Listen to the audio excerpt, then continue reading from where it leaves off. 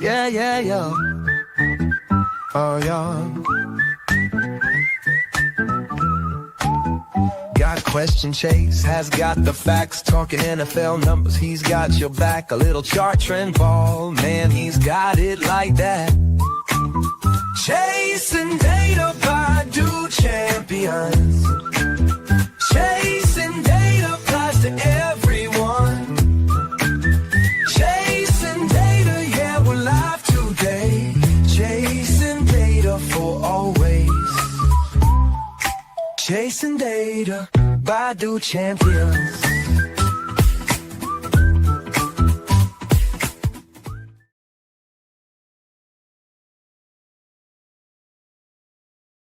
Go. What's up, everybody? Welcome to another episode of Chasing Data. We are fully into off-season mode at this point. And what would be this week's episode without jumping into everyone's free agency moves? Nothing too crazy this year. We hadn't seen anything completely unheard of, but I did take the time to rank all 32 teams. We're going to start with the worst one and work our way all the way up to the top one, in my opinion. Now, this isn't who's the best teams, who's the worst teams. It's who's done the most to get better since the end of the 2024 season. But before we get into that, let's go ahead and hear from our sponsors, and then we'll get started.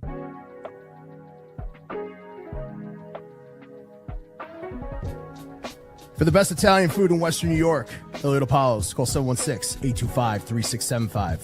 The Lardon Construction Group. Fubo TV, the official streaming service of DueChampions. FanDuel, the official sportsbook of DueChampions. For all your summertime needs, beauty pools, as well as kayak pools.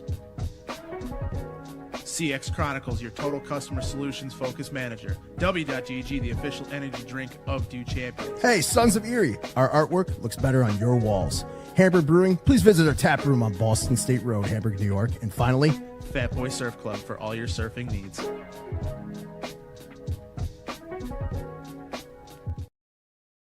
So, like I said, we're going to start at the very bottom, and I will talk about their main moves of every team that they've made, who they've lost of relevance, and who they've added over the last few days in free agency. So, to get that started, let's switch this over here. And we are going to start with team number 32, who is the Los Angeles Chargers. So, in my opinion, they have done the least to improve their team since the season has ended. Their key additions, Najee Harris, they signed him to that 1 year, $5 million. I'm going to give rough estimates on their contracts, but 1 year, $5 million deal. That ranks as, on average, going into 2025, the 20th highest paid running back. He has given you 1,000 yards every year. You're bringing him into the Greg Roman offense. So he's probably going to get ran into the ground. They let Gus Edwards go. They lost J.K. Dobbins in free agency. Najee has given you, given the Steelers 1,000 yards all 4 seasons that he's been in the NFL. So I'm curious to see what he's going to do with Greg Roman. He's probably going to be he's probably going to be the workhorse.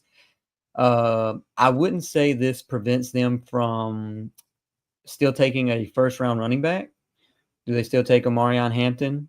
I think they're picked 20-ish, maybe 20. And they could still easily go running back in the first round. I mean, there's still going to be a lot of talent. I don't think Ashton Genty falls to them. Greg Roman's the offensive coordinator, so this is going to be a run-first offense, obviously. But let's talk about their other addition first. They did get Khalil Mack back. He was expected by some people to be getting upwards of a 3-year contract. He will be 34 years old whenever the season starts, so he is definitely increasing in age for sure. Last year he had 6 sacks, but the year before he had 17, I believe. He still had a ton of pressures last year. He's still showing that he can get in the backfield, get to the quarterback. So them bringing him back on a 1 year, $18 million deal is great in my opinion. Like, that's one of the top moves out of anybody in the NFL for the offseason. But with that said, that's about all they did. They did not I expected the Chargers to go into this offseason with the mindset of let's get Justin Herbert some more weapons besides Lad McConkey. Justin Herbert is throwing. Quentin Johnston did take that small next step this season, but he has not shown that he was going to be that first round pick that they made 2 years ago. So with that said, I expected them to do more. They did also lose, like I said, J.K. Dobbins, Asante Samuel, Hayden Hurst. They also lost him as well. They cut Gus Edwards and saved $3 million, and then they also cut Joey Bosa on the defensive side of the ball, which is saving them $25 million. So all in all, they've lost a good bit of talent, even though Joey Bosa was expensive. That was probably worth happening. But they haven't done anything to add to this team to improve them. I mean, you look at the Broncos, who we'll get to in a little bit, but they're way ahead of them on this ranking because they have not hit the brakes at all. They have put their foot on the gas, and they are steadily trying to improve. Raiders as well. Raiders are taking a big swing with Geno Smith, but the Chargers are just still sitting back, just seeing who Justin Herbert's going to throw to. They still needed to improve that offensive line, the interior. They did re-sign Bradley Bozeman, but nothing else has been done, and I'm curious to see what they do next steps in order to give Justin Herbert a chance. I mean, I don't know. Now they've lost out on everybody. I was hoping they would get Chris Godwin, maybe go after T. Higgins somehow. I mean, I don't know. But they have not done enough for me to rank them anywhere higher but dead last. So, moving on. 31. San Francisco 49ers. This team, I have just the word yes. They have had an offseason. What have they done? They added a tight end, 3 years, $20 million. Nothing to write home about. They cut Leonard Floyd, who had, I believe, 9.5 sacks last year. They traded away Deebo Samuel, which was expected. I mean, Deebo, he had a down year for sure in 2024. He's definitely getting to where he has those running back miles on him. He's going into his fifth season, and he's definitely on the decline for sure. But that's the list of their key moves. I mean, they've not done anything to really improve this team. They haven't added any big time free agents. They've just I feel like they're taking a step back based on their Super Bowl pushes of years past. And maybe that's the best thing, because they also are trying to work on that contract extension for Brock Purdy, because it does seem like they are going to extend him, and he's going to be the quarterback of the future. There are now rumors of Brandon Ayuk possibly on the move. I don't know how real that is or how true, believable that is. But I'm curious to see what else they can do, because they've done nothing to really improve this team other than get rid of Deebo, which, I mean, that saved some money for them, but that's it. I have nothing on this image because they've done nothing of note to get any better. So they're 31st. Quick and easy for them. 30th, Dallas Cowboys. They have added one player of note, Osa Odigizua, who was already on their team. They tagged him, I believe, at first, and then they went ahead and extended him, giving him a 4-year, $80 million contract, which is a little rich for some people's taste or some people's blood, I would say. 27 years old going into this season. He was, I mean, it's $20 million a year on average, which would rank 38th going into 2025. Last year, he did have certain areas that he stood out in. He was 3rd in quarterback pressures, 5th in hurries. Still, a good bit of money to commit to this guy. I believe they're banking on the fact that he is going to get better as time goes on. They still need to pay Michael Parsons. They just recently paid Dak Prescott. They did restructure Dak Prescott and CeeDee Lamb to create more room for these types of moves. They extended him. They added Javonte Williams.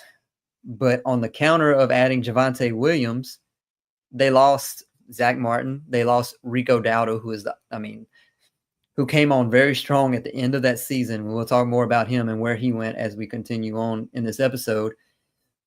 They also lost Eric Kendrick. So they lost 3 contributors on this team for sure. Added Javonte Williams, which I'm curious to see what he can do.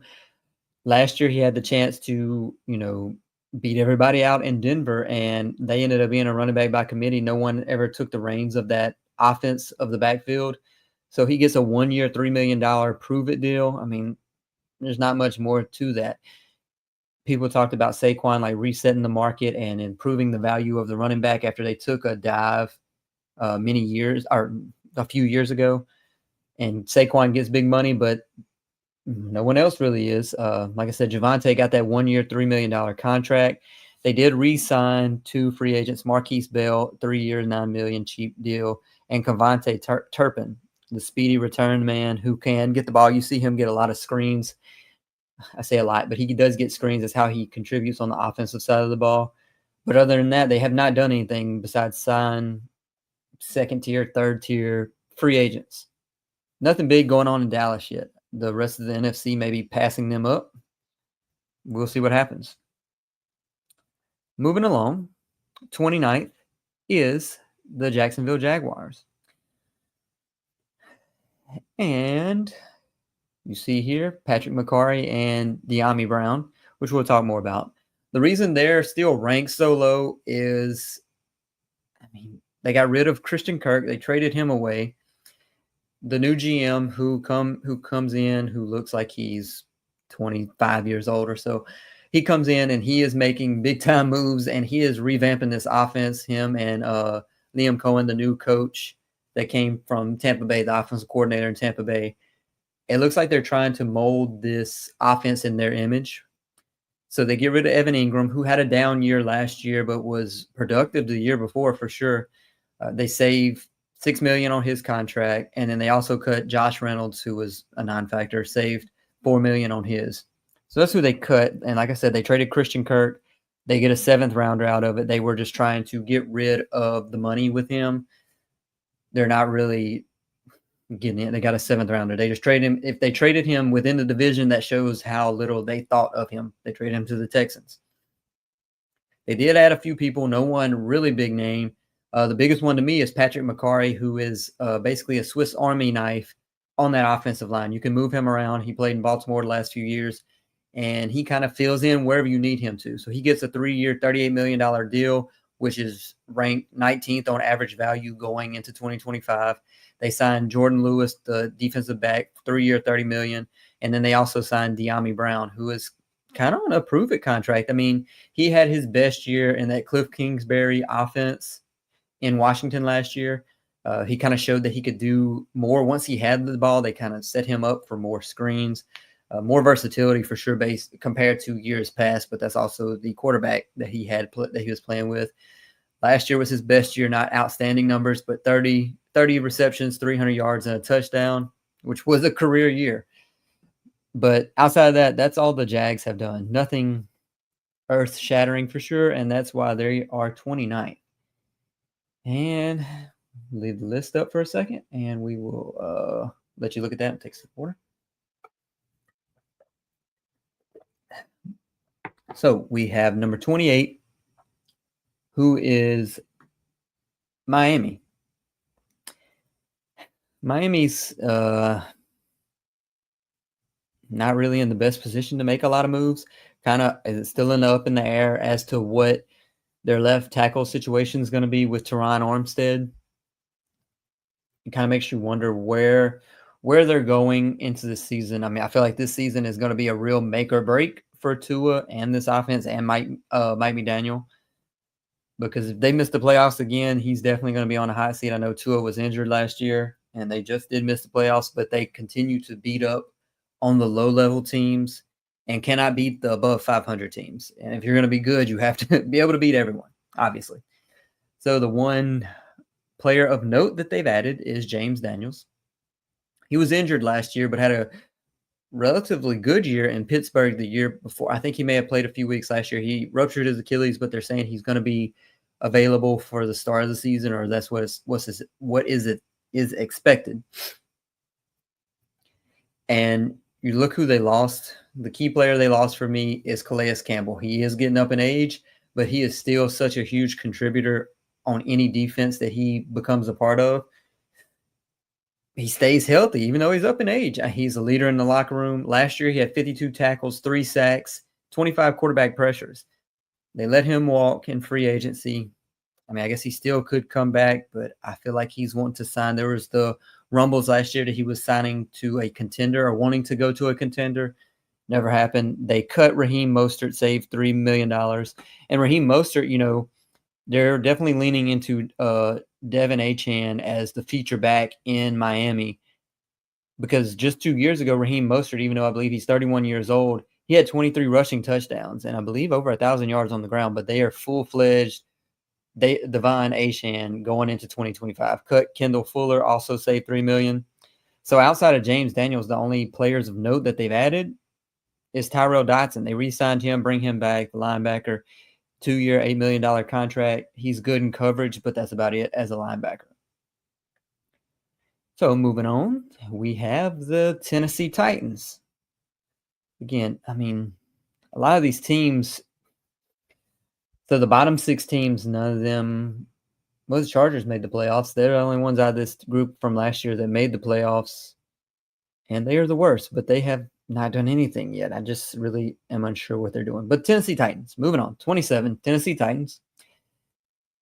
Free agency players that walk, they really don't have a lot of talent on this team. I've covered them in detail. I had them ranked as the worst team going into 2025 as of about 2 weeks ago. I don't think much has changed. They lost Quandre Diggs. That's the only player of note in free agency that they've lost. They did cut Harold Landry since I've done that episode, but I mean, that just makes them worse. It doesn't really help improve their roster for sure. They saved $11 million on him by cutting him. They look like they may be in full rebuild mode. It's still to be determined what they're going to do with that number 1 pick. Are they taking Cam Ward? Are they trading back a few picks, maybe with New York? Not really sure what the plan is in Tennessee. Again, they are my other team that has, yes, they have had an offseason. They haven't done much with it. They signed the linebacker Cody Barton, 3-year, $21 million contract. Again, nothing to write home about. I mean, I'm listing him because he gave him a little more money. Not big enough to put him on this graphic here to show that he was a key addition for the Titans. They also added Xavier Woods, 2-year contract, $10 million, cheap, on the older side of playing in the NFL. Good thing about him is he is dependable. He played every snap in Carolina at least last year, maybe the last 2 years. So he's going to be on the field if you're signing him. Not much more to say about the Titans. Good luck to them in 2025. Moving on to 26. Also notice 2 of the bottom 6 teams are in the AFC South. Not ideal for those 2. The Jets, who have made good moves, but when I look at it as the net positive or the net score for them as if they've improved their roster or not, they did cut Aaron Rodgers, which I think was a necessity, but obviously you can argue that he is definitely on the downslope of his career, but at worst, he's a top 20 quarterback, but they did lose him because they cut him to move on in Aaron Glenn's regime. And they also cut Devontae Adams. They saved $30 million in cap space this year with Devontae being gone. It's just a complete rebuild. So losing those 2 talents definitely knocks them down a few notches on this ranking for sure. But they did add a few players. They re-signed Jamian Sherwood, who was their linebacker, who definitely has stepped up over the last few seasons. He played alongside C.J. Mosley, but C.J. Mosley was injured last year. And even though this team was terrible last year, he's a solid all-around player, especially at that linebacker position. And for him to be playing as well as he did on a team that was as bad as they were, it speaks to his value to this team. They give him a 3-year, $45 million contract, which is 5th on average going into 2025. I mean, I believe he's worth it, though, especially at that linebacker position.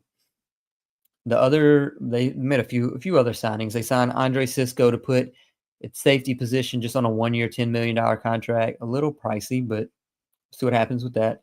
These are players that Aaron Glenn he has an eye for probably key defenders that he wants. And I'm curious to see what he does with these players, because the other one of note that he signed, and me being a Ravens fan, he signed Brandon Stevens to a 3, not he specifically, but the team, the franchise signed Brandon Stevens to a 3-year, $36 million contract, which going into 2025, which is, the first year of that contract, but still 20th on average value. When I tell you he was not fun to watch as a Ravens fan, there were much, I don't know if there was much worse things to see than him being in coverage. He had the second worst coverage EPA in the NFL. So his expected points added, he was around negative 25, I believe. So over the season, he gave up 25 points net. That was his net number, as he gave up. He was minus 25. And them giving him a 3-year, $36 million contract, questionable to say the least. The other one is Justin Fields. They give him a 2-year, $40 million contract, and it's $30 million guaranteed. So it's basically a 1-year prove-it deal at $30 million. I'm really curious to see how this works out, because they bring the passing game coordinator from Detroit over to New York, follows Aaron Glenn. They definitely did not run a option type offense in Detroit. Jared Goff never even considers running the ball, or even has the threat of running the ball. Whereas Justin Fields is the complete opposite in that, with that scheme. I think this is going to be very interesting. I feel like, $30 million, whatever. It's 1 year. If they're going to take a shot, at least they are cognizant enough to realize that they are in a rebuild. They did not go out and spend money on 3 or 4 years of Sam Darnold, make a big splash. I feel like they realize they're a year away still from this rebuild that they're taking part of. And with them taking Justin Fields, it's like a big swing, basically on a 1-year contract. If it works, hey, great. We saw the Bills a few years ago with Tyrod Taylor. They snuck into the playoffs with, it's almost like the same type of scenario to me. Build the team around, they have other parts around him. But the key thing that I'm excited about, to see what he can do with this offense. Last year, Aaron Rodgers didn't fit this offense because he's so immobile that there was no threat of really like play action. There's no him handing the ball off. I don't know. He was not going to trick anybody, especially with his feet. Justin Fields, you have Breece Hall, who was underutilized last year, Braylon Allen, who was underutilized last year in this offense, is definitely going to open this up. And Justin Fields played relatively well. You consider where he was at a year ago with the Chicago Bears, where no one wanted him. Pittsburgh gave up a 6th-round pick, I believe, for him. And now he's getting a 2-year 40, but a 1-year, $30 million guaranteed contract. It's crazy how much things change in 1 year, but he went to Pittsburgh in an offense that really wasn't well suited for him either necessarily. I don't know if Arthur Smith has an offense suited for anyone in today's NFL, but I'm curious to see what he can do this year in this offense. They are a sneaky team with the defense that they have. I feel like the defense underperformed last year, basically because every game was a blowout. It was a losing effort for sure. So I'm really curious to see what Justin Fields does this year with the Jets. Like I said, they could be a really sneaky team to be around 500, have a chance at the playoffs, in my opinion. One of the most more intriguing storylines for 2025 for me. So, continuing on, we have number 25, the Houston Texans. Man, the AFC South, they are struggling in the offseason. They have not done much at all. They have made some questionable moves, to say the least. They trade away Laramie Tunsil, which we will revisit again in a little bit because he goes to the Commanders. He's by far, let me just preface by saying, they have definitely revamped or trying to revamp that offensive line, which was the worst by any team that made the playoffs. They gave up the most sacks by any team making the playoffs. I think it was in the 30s or so. that they gave up. So they trade away their best offensive lineman, left tackle Laramie Tunsil. He did struggle with penalties last year, but they move on from him. Maybe they thought, he's going to be wanting a new contract in the next year or so, and they're trying to get ahead of that. They don't want to. They know that they have to pay Will Anderson coming up. They have to pay C.J. Stroud. They have to pay Derek Stingley Jr. Maybe they're trying to get ahead of the curve here, or ahead of what's to come, and try to hit big in the draft, accumulate draft picks. I mean, honestly, they can't be much worse with this offensive line. It was terrible. We all know that. So they get rid of Laramie Tunsil. They get rid of Kenyon Green. He goes to the Eagles in a trade. They cut Shaq Mason. Again, terrible offensive line. So they are, I mean, in my opinion, it can't get much worse. So whatever, part ways with them. So in that Kenyon Green trade, they add more to the defense. The defense was outstanding already, top 5 easily, top 3 potentially last year. And they add to it by bringing in Chauncey Gardner-Johnson from the Eagles. They traded Kenyon Green and a 5th round pick, which was not that much. I mean, Chauncey Gardner-Johnson's contract is 22nd on average going into 2025. He had 6 interceptions last year. He gave up a minus 10% catch rate over expected. So, I mean, he's great.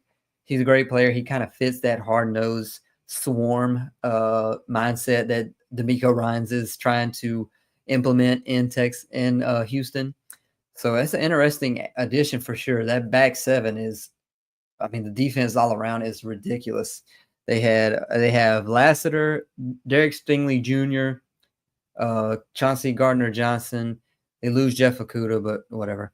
Who else? Jalen Petrie. I mean, this back 7. Then they have Will Anderson up front with Daniil Hunter. It's just everywhere. They're stacked everywhere. It's ridiculous. They also added Sheldon Rankins, who was let go by the Bengals on a 1-year, $5 million contract, shore up that defensive line on the interior. And like I said earlier, they did add Christian Kirk for a 7th round pick. To me, is it possible they try to restructure that contract? I believe it's going to cost $16 million this year. He played only 7 games last year before getting injured. He had 27 receptions, 379 yards, 1 touchdown. The year before, he was much better in that offense with Trevor Lawrence. I think he kind of helps out what they need on this team. They definitely, Nico is the end breaker. Christian Kirk can be a deep threat, especially from that slot position. He's sneakily fast if he can stay healthy. I honestly think he could bounce back. I mean, a 7th round pick to try to capitalize on this C.J. Stroud rookie contract, worth a shot. That is, if they're going the route that they are going, where they're trying something totally new with this offensive line. But again, that's why they're 25th. Nothing big, some potentially questionable moves with this offensive line, because as of right now, they've lost talent. Not the best talent, but they've lost talent for sure. Did add CGJ. See what happens. And forgot to show their pictures, but obviously there's Christian Kirk and Chauncey Gardner-Johnson. Moving on, this team is ranked 24th, but I honestly think they could be lower the more I think about it. The New Orleans Saints. Last week, my show was about the New Orleans Saints and the cap issues that they are faced with. And boy, did they pull some magic, the rabbit out of the hat with the magic that they have tried to pull over the last week. If you go online and look at their transactions, they're like, compared to the other team, it's like restructure, restructure, restructure, restructure. Again, very questionable moves by Mickey Loomis and everyone in New Orleans. I don't know what they're doing, but they still kept talent. I'm trying to look at the glass half full for this team, and at best, they've had the 24th best offseason thus far. I don't know. So, to talk about what they've done, they cut Jamal Williams a week or two ago, saved the $1.5 million, nothing big. They lost Marquez Valdez-Scantling, who I kind of wanted them to keep because he definitely was a deep ball threat for them. And the second half of the season with Spencer Rattler at quarterback, he did relatively well, in my opinion. I mean, they have no other weapons really on that team, so he was drawing sometimes best defenders. He had 19 catches, 411 yards, 4 touchdowns. That's a 21.6 yards per catch rate. If he qualified, if he would have played enough snaps to qualify with everyone in the NFL, that 21.6 yards per catch would have ranked second in the NFL. Like I said, big play threat. Saints let him go. Saints do some crazy things sometimes. They re-signed again. They brought back talent. They kept talent. They restructured talent. So that's why they're 24th on this, because they did keep the talent, even though it may not be the best move for them going forward. They paid Juwan Johnson 3 years, $31 million. Why? I have no idea. He had the best year of his career with 580 yards or so. I don't know what they expect out of him. 3 years, $31 million. That's the 11th highest tight end contract going into 2025. Is he number 11 in the NFL? Absolutely not. Not really sure. They re-signed Chase Young on a 3-year, $51 million contract. 20th amongst the edge players. If you're into PFF grades, he was ranked 52nd last year. So you're paying him 20th in value, ranked 52nd. He's even worse against the run. The only thing his pros are in the pass rush, but he gets QB hits, not sacks. So it's almost like he gets there but doesn't finish all the time. Paying him 3 years, $51 million is quite pricey whenever he definitely had single-digit sacks last year. 3 years, $51 million. That's $17 million a year. The Chargers signed one of the best DNs in the NFL in Khalil Mack last year to a 1-year deal for $18 million. Those two are in two different tiers for me. Or maybe there's definitely a big gap in between them for sure. So, I don't know. Saints continue to be questionable. They restructured Derek Carr. Like I said, they restructured a lot of players. They restructured Derek Carr. They commit to him. What in the world they're doing, I don't know. Trying to look at the glass half full. In those 10 games he played last year, that was the only games that they had wins in. They were 5-5, and they were 0-7 when he didn't start. So maybe he can do something for him. But again, they kept the talent, but I feel like they should have moved on from him. My question is, what has Kellen Moore done in this regime? Like, there's no imprint of Kellen Moore to this team, and they brought back everybody they already had. I did have some hope that for the Saints fans that with Kellen Moore coming in, they were going to allow him to reset and do what he would like to do with this offense. Nothing has shown that to me. Nothing at all. They're bringing back same players on offense. They haven't done anything. They did trade for a player from New England, get a defensive tackle for a 7th-round pick. He's a run stopper. Nothing crazy. Signed Justin Reed the other day. They restructured Tyrann Mathieu. All these players that were potential cut candidates that I talked about, they kept. They kept Tyrann Mathieu. They kept Derek Carr.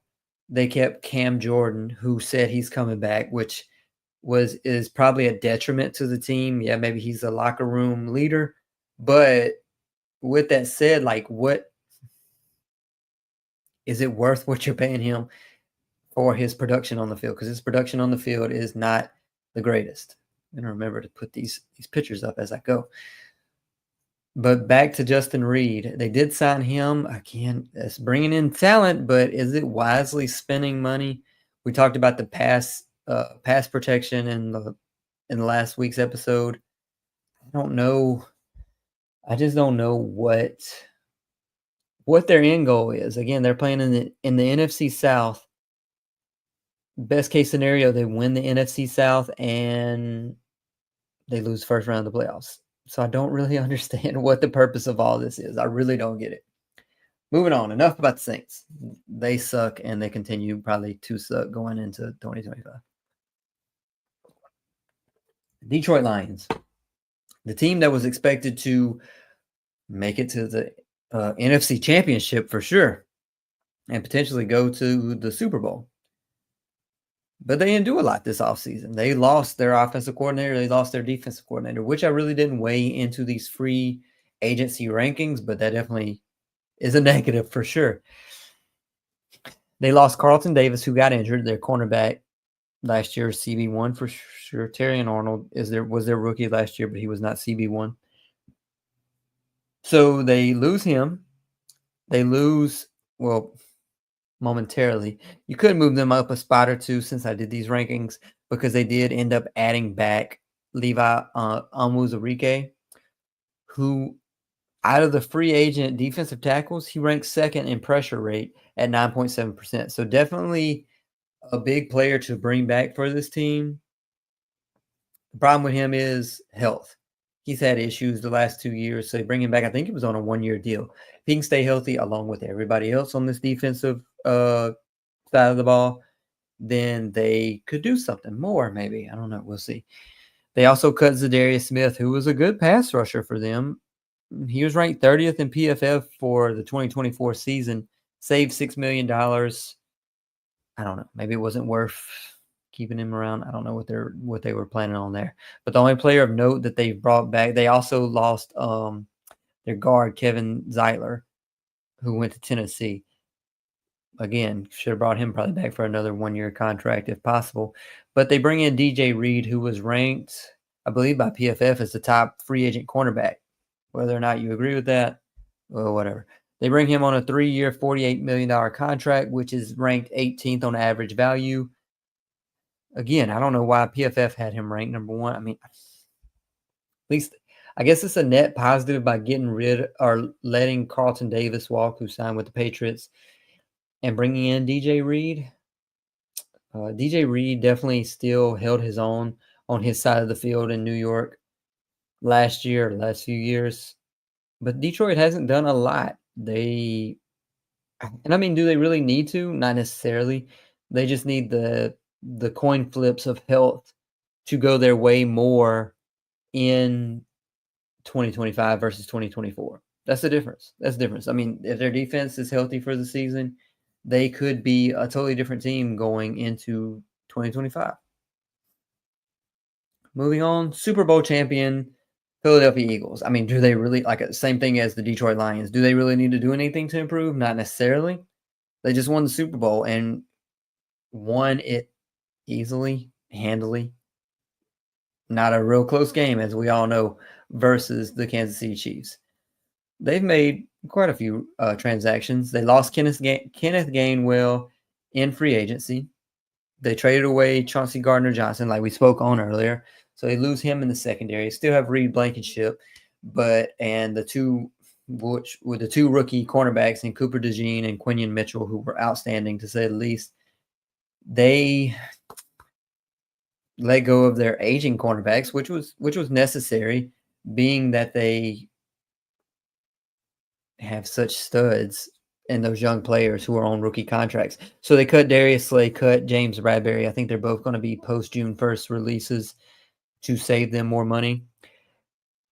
The only person that they've technically added, Kenyon Green, in that trade, how much is he even going to see the field? I mean, I'm curious to see what that offensive line coach Stoutland can do to improve him. If anybody can do it, it's him.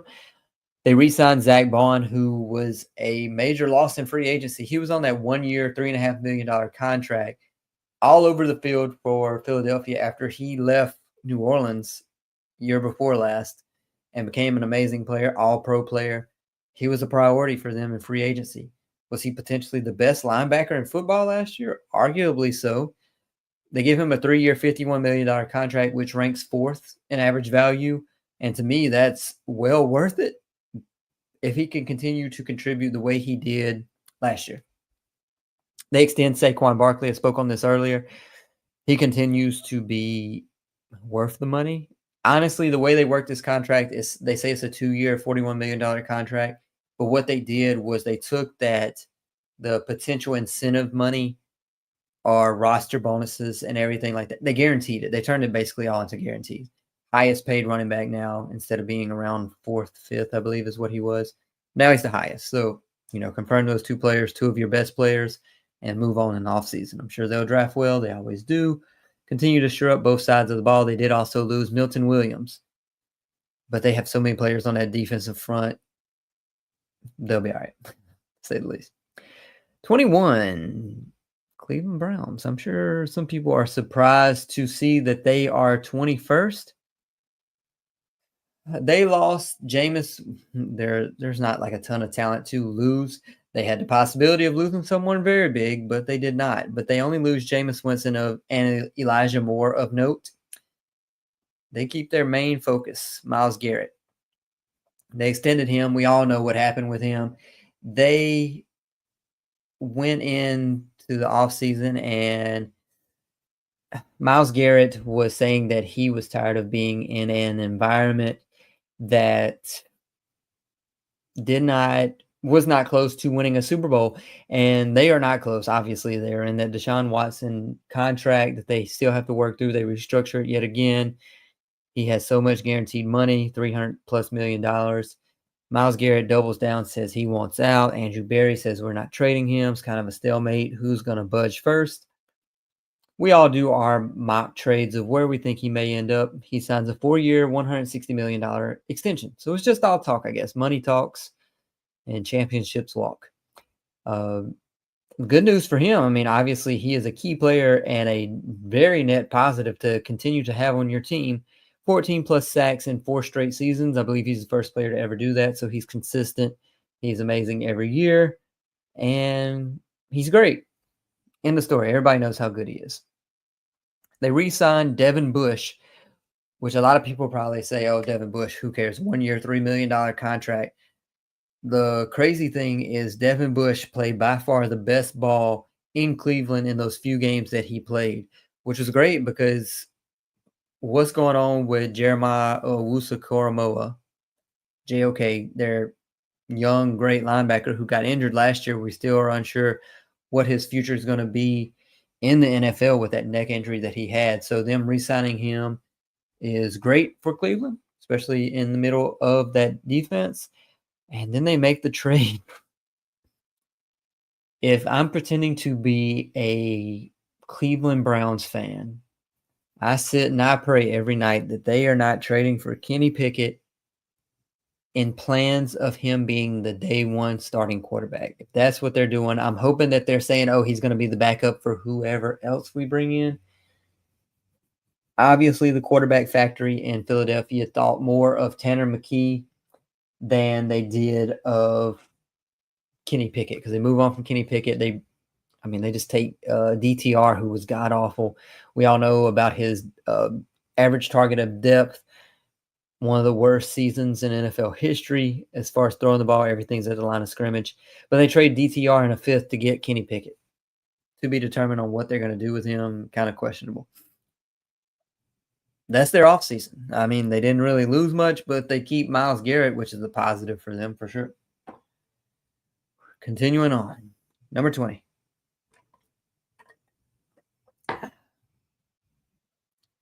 Number 20, Green Bay Packers.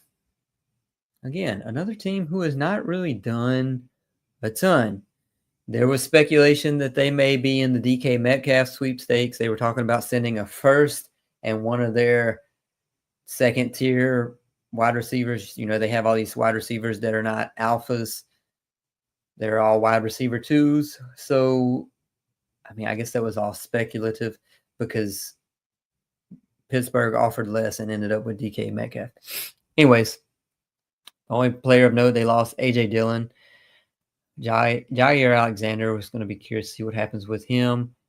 But they add Aaron Banks. Most people, if you're not an in-depth, in-the-know football fan, he's a guard from San Francisco. Not a household name for sure. They give him 4 years, $77 million. There was not a lot of choices in the offensive line market this year. Was not the strongest of markets. 6th in value or average money going in 2025.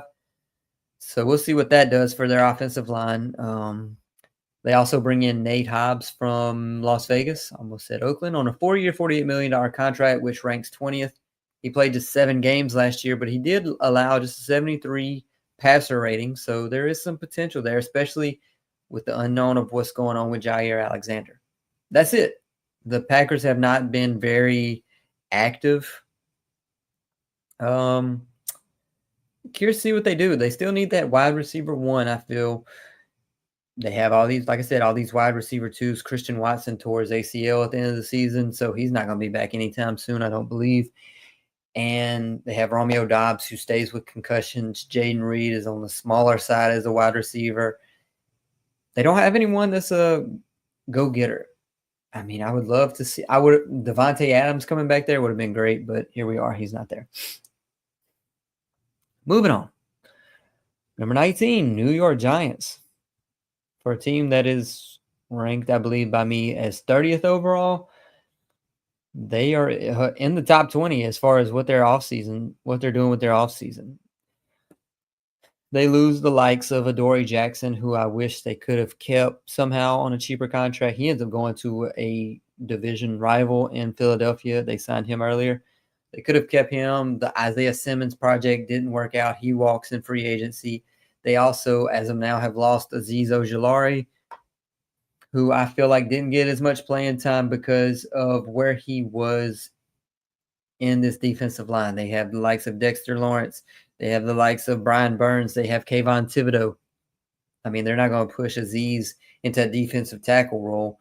So he really didn't do much. He's had the injuries. He is only 25 years old, and he's had 23 sacks in 46 games. That's a sack every other game. I mean, that's decent. I mean, on a 17-game schedule, if he could play 17 games, you're getting around 9 sacks a season.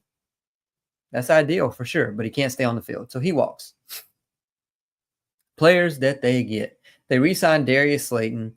It seems like every time that, Giants fans, Giants media start talking about, oh, Darius Slayton, he's no good. He needs to go. He is good with the deep ball. I mean, that is his go-to thing as a wide receiver.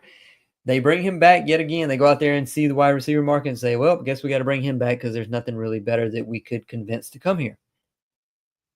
Darius Slayton gets that 3-year, $36 million contract. Last year, he had almost 40 receptions, almost 600 yards, 2 touchdowns.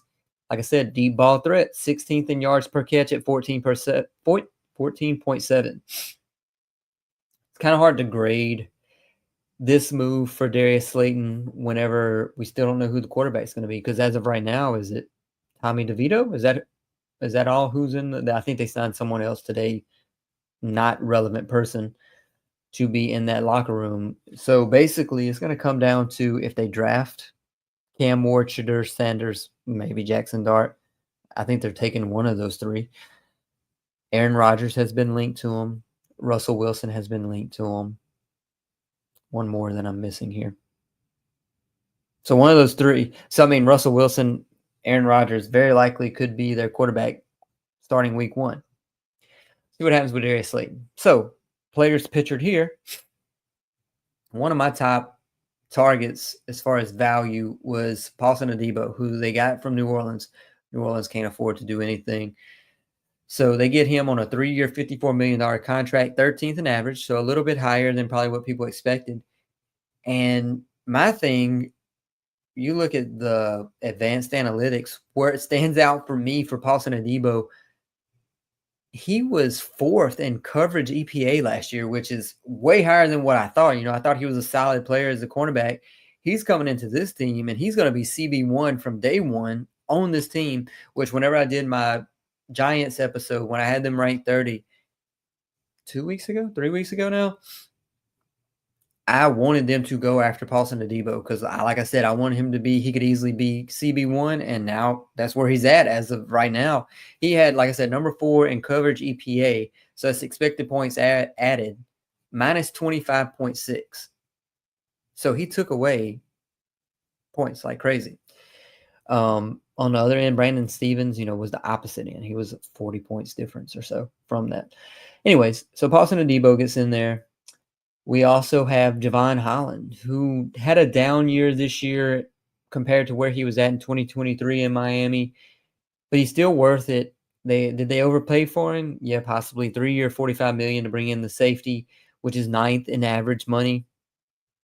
So, like I said, maybe they overpaid, but the Giants kind of have to bring in talent. They are on the bottom end of the league for sure, having a number 3 pick. So if you can get possible top tier talent in, you pay a few extra dollars to bring them in and see what they can do. Moving on. 18.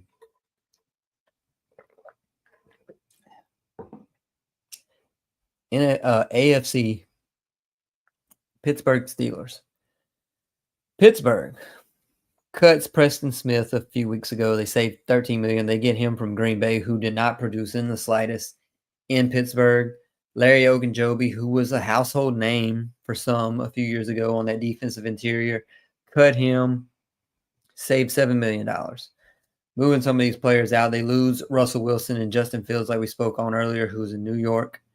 Russell Wilson, are they going to bring him back? I have no idea. But Russell Wilson, who visited the Browns, I don't know what's going on, and he also visited the Giants.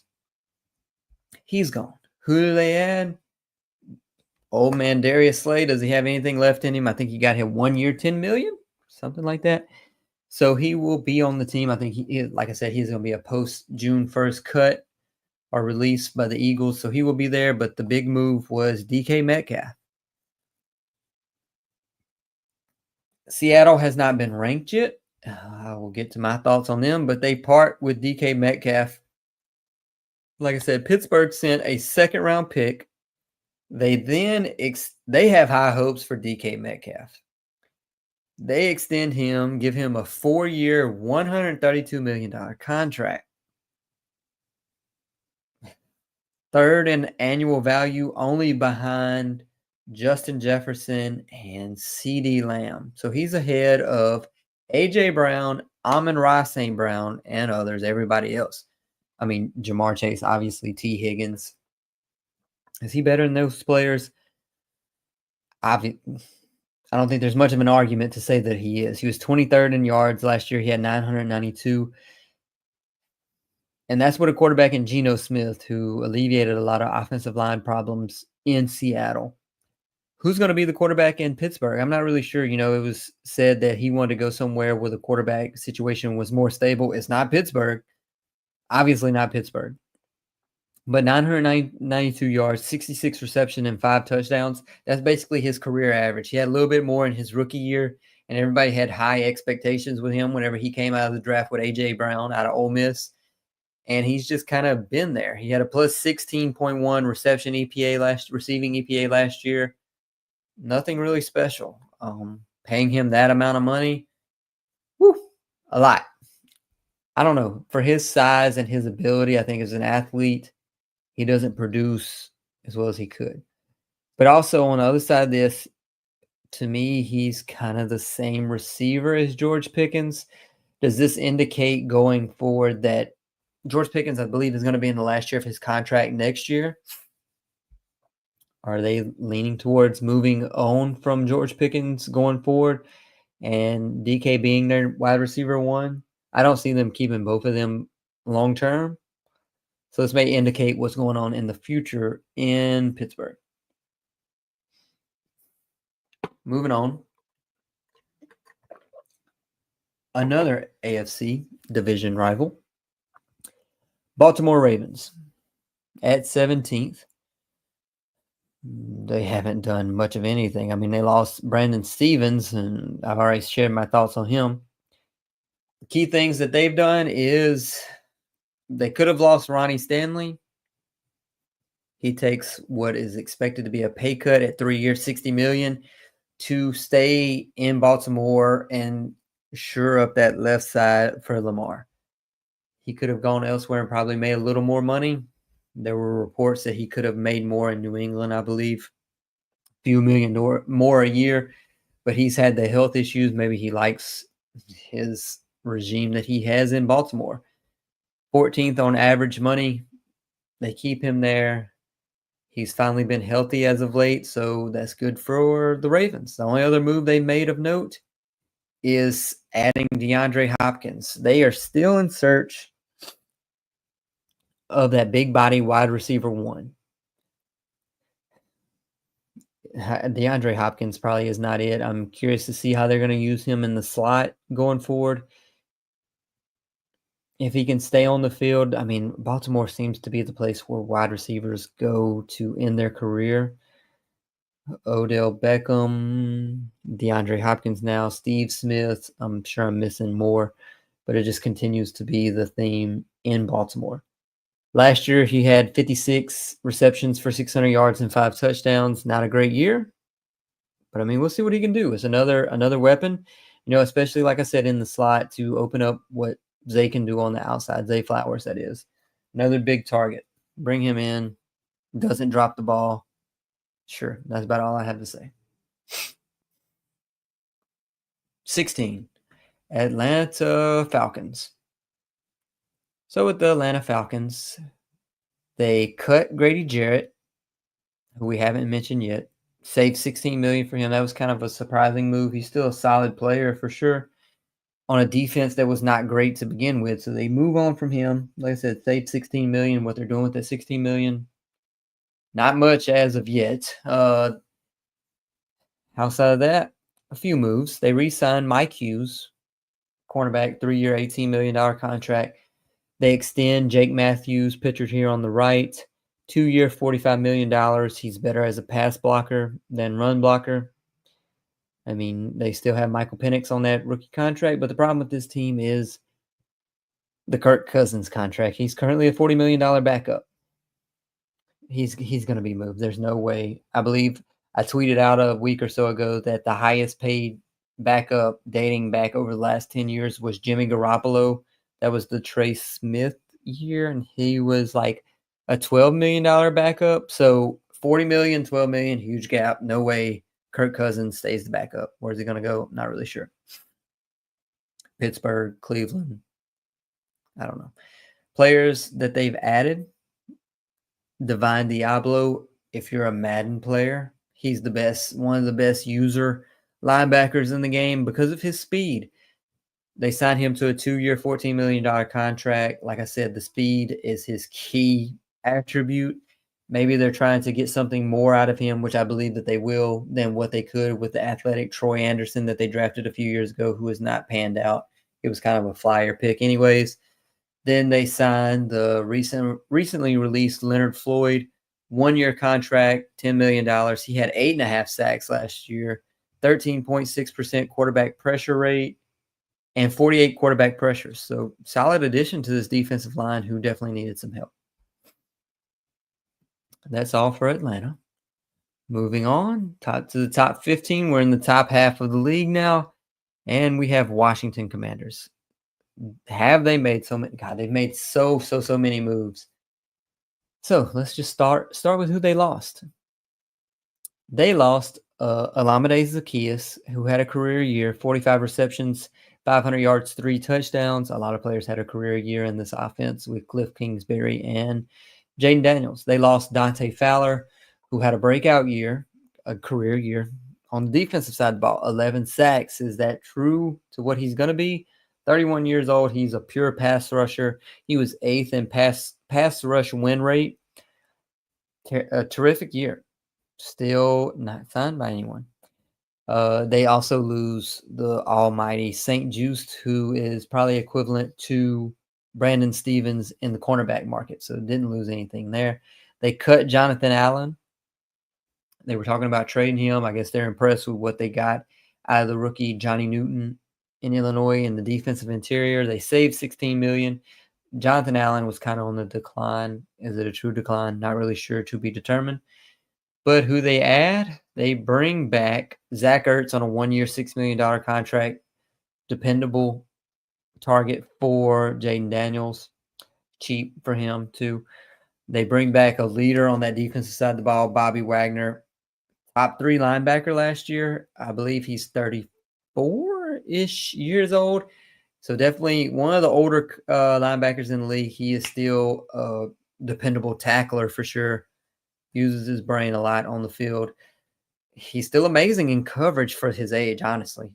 34 years old. I think he's 34. They bring him back for maybe one more year, 1 year, $9 million contract. So definitely value there.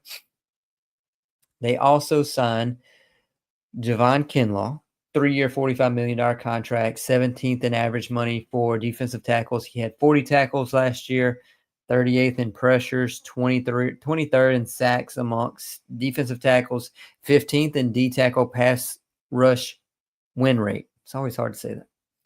So value there on the interior for sure. After letting Jonathan Allen go, they get Laramie Tunsil, like I talked about earlier. He's 5th highest for 2025. They're still I believe they're just trying to capitalize. Their offensive line wasn't the best for sure. They trying to capitalize on that rookie contract of Jaden Daniels. Hopefully less penalties from Laramie Tunsil.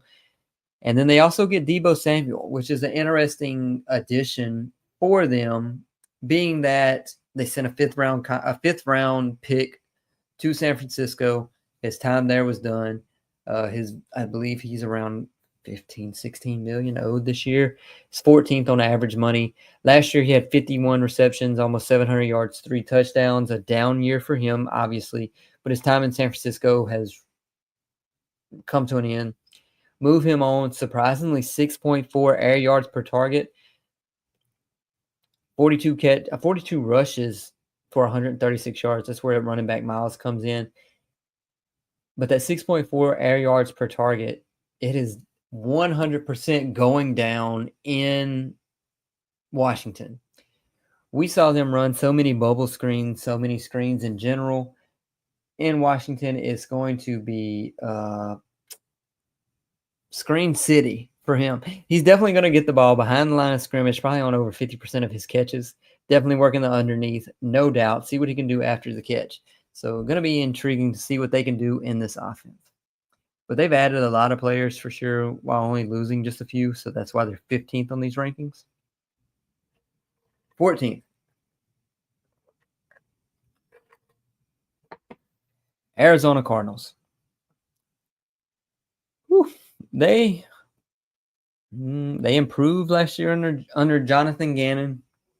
They have one of my top 3 signings of the offseason. Pictured here. Josh Sweat.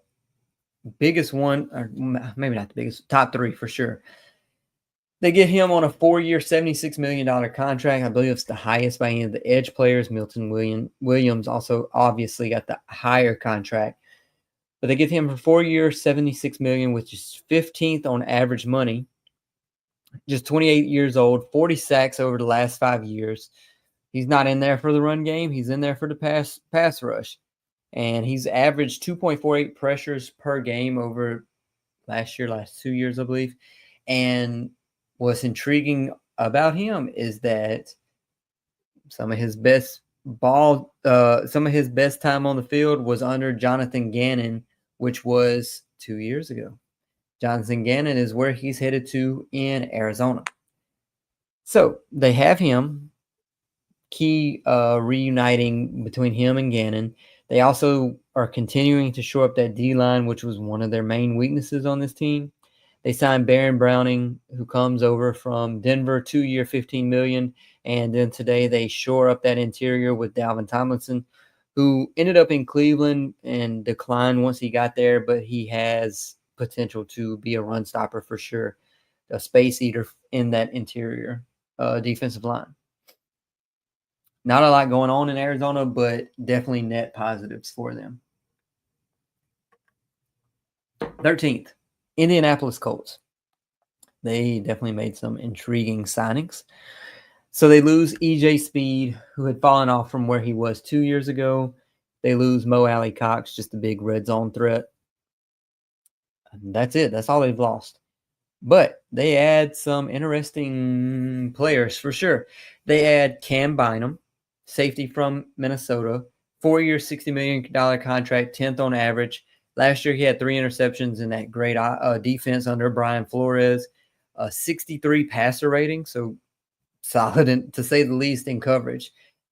They pair him with a 3-year, $54 million contract in Travarius Ward, who last year, I am not worried about what he did last year. If you're not familiar with his story, last year his infant daughter passed away, and he spoke on this at length about how every time he played in San Francisco, that was always on his mind. He couldn't really commit his mind to the game for all the home games because of that, because he associated bad memories with that. So he's out of there. I believe he could bounce back to where he was 2 years ago, which was an outstanding top 15 cornerback in the NFL. 13th on average value, and that secondary is greatly improved for sure to have those two back there.